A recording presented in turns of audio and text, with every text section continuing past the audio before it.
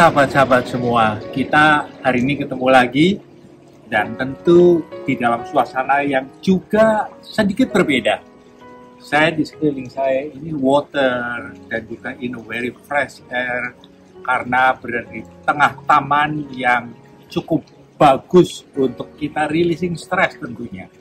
Dan hari ini saya akan berbicara secara khusus tentang stres karena setiap orang pasti pernah mengalami stres, atau mungkin juga pada saat ini Anda sendiri juga sedang mengalami stres. Agak sulit kita menghilangkan, mendismiss stres. Oleh karena itu, apa yang kita bisa lakukan dalam kontrol kita, yaitu kita mengendalikan stres tersebut agar stres itu tidak menguasai hidup kita.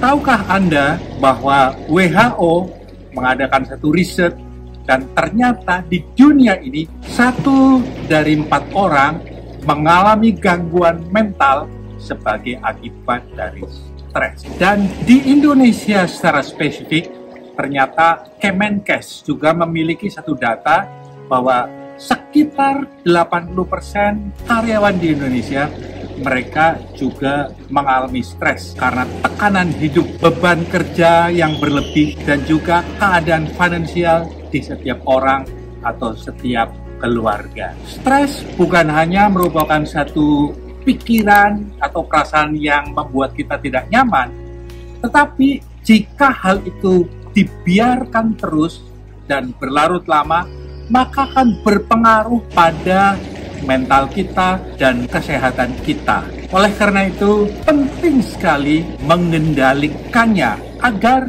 jangan sampai stres itu menguasai hidup kita.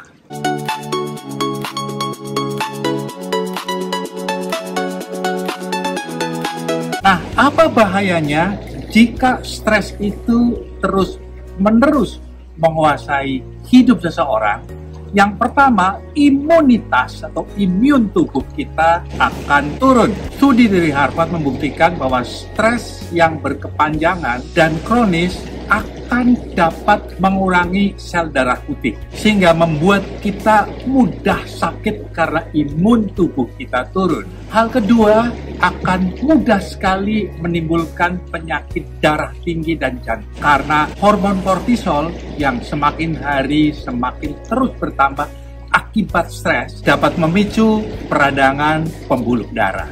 Hal ketiga adalah penuaan dini yang disebabkan karena ujung dari DNA yang dikenal sebagai telomer akan memendek lebih cepat, dan hal tersebut menyebabkan terjadinya penuaan dini, di mana misalnya usia baru 30-an kelihatan sudah 40-50 tahun. Hal keempat, dapat menimbulkan gangguan mental karena depresi, kecemasan berlebihan dapat menyebabkan kepikunan lebih dini. Stres bisa diibaratkan sebagai musuh dalam selimut. Nggak kelihatan, tetapi dampaknya terhadap kesehatan amat nyata. Nah, stres itu sulit sekali kita dismiss atau kita hilangkan sama sekali.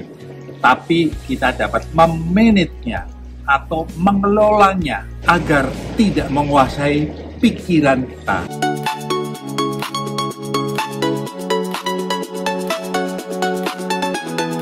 Berikut saya akan mengungkapkan 5 strategi berdasarkan sains. Yang pertama, kita harus melakukan aktivitas fisik secara teratur. Kita melakukan olahraga, karena olahraga itu akan meningkatkan hormon endorfin atau hormon bahagia yang membuat kita lebih mudah fokus. Olahraga yang saya maksudkan ya olahraga biasa saja. Jalan kaki setiap hari selama 30 menit itu juga cukup. Atau seperti saya terbiasa ke gym, itu juga bagus. Ikut pilates, yoga, juga segala hal flexibility itu juga sangat bagus. Hal kedua adalah hal simple, seperti yang saya lakukan saat ini. Kita pergi ganti suasana, ya, jadi changing the paradigm. Pada saat terus di dalam kantor atau di dalam rumah secara terus-menerus, maka hal itu terus akan berpengaruh di dalam pemikiran kita, sehingga waktu kita keluar dengar gemercik air, atau dengar suara burung, atau gesekan daun-daun, dan banyak hal yang diciptakan oleh alam semesta di sekitar kita ini. Kita menghirup udara yang lebih segar.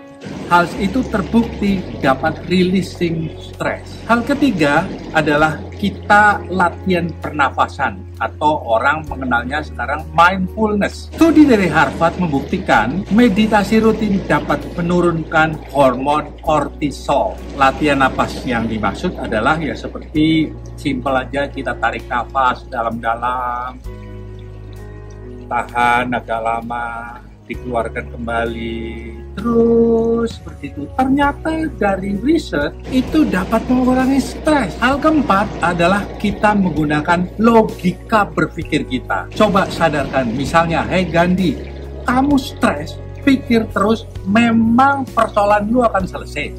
Kamu mikir terus sampai stres berkepanjangan, memangnya uang akan segera datang. Sadarkan bahwa semua itu ternyata sia-sia. Kita harus coba secara logika kuasai pikiran kita supaya kita bisa releasing itu semuanya dan kita bisa mengendalikan stres tersebut. Bisa kan?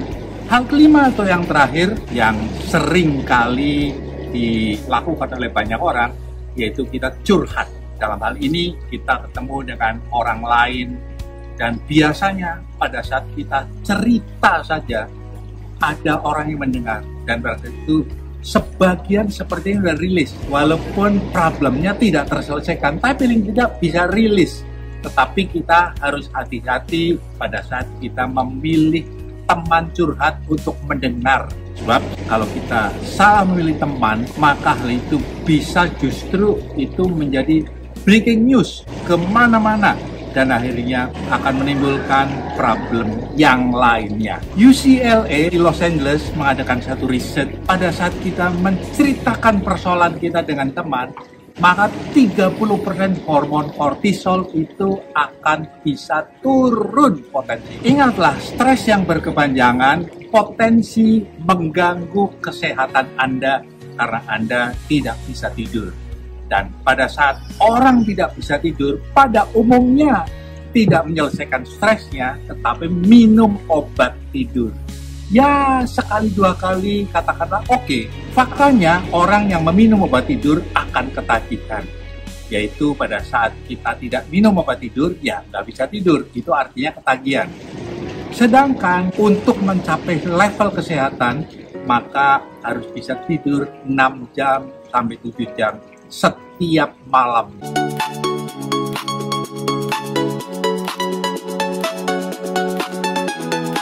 Nah, bagi Anda yang seringkali terganggu waktu tidurnya, saya menyarankan Anda harus olahraga.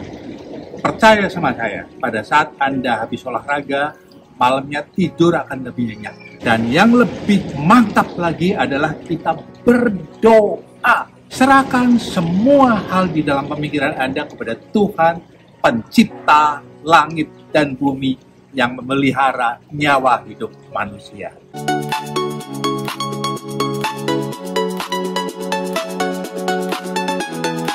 Ingatlah, kurang tidur akan menyebabkan stres lebih dalam lagi. Lao Tse mengatakan bahwa stres bisa saja timbul kapanpun, dan kita bisa memilih bagaimana meresponnya.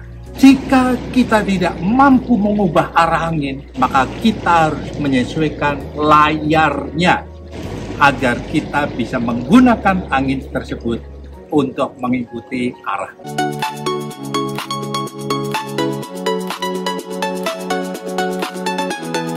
Saya ingin mengingatkan bagi sahabat-sahabat yang belum pernah subscribe, silahkan klik subscribe sekarang juga. Dan juga klik like jika konten ini berguna bagi Anda.